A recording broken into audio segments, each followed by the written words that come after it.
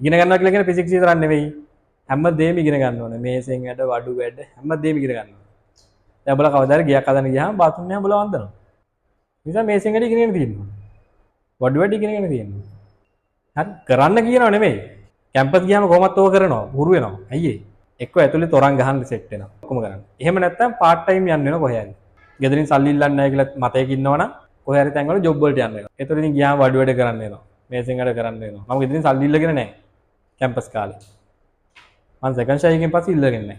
Second shy කරෙත් job එකක් කරලා. මෙන්න මේ එහා පැත්තේ රෙස්ටුරන්ට් එකේ වැඩ කරා.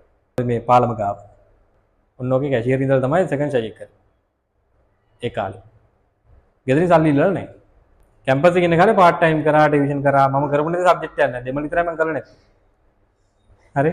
ඉංග්‍රීසි කරා, බයෝ කරා, කෙමිස්ට්‍රි කරා, අන්තිමට ෆිසික්ස් කරා, ගණිතයත් කරා.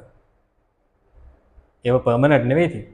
කවුරු හරි කියනවා මෙන්න මෙහෙම ක්ලාස් එකක් තියෙනවා පුළුවන් නම් කරපන්. ඉතින් ගිහින් කරනවා. සල්ලිනේ. ෆිසික්ස් තමයි මට අහුවෙච්ච එක. ඒක නිසා ඒක කරා. මට ඒලුත් වැඩිම රිසල්ට් තියෙන ෆිසික්ස්.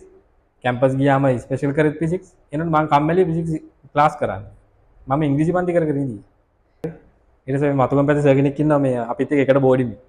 ඌ තමයි කිව්වේ මේ ෆිසික්ස් කරපන් ඔබේ ඩිග්‍රිය තියෙන ෆිසික්ස් නේ. ඉතින් ෆිසික්ස් කරපන් නැත්නම් කෙමිස්ට්‍රි මේ ඉංග්‍රීසි කර කර ඉඳලා හරියන්නේ නැහැ.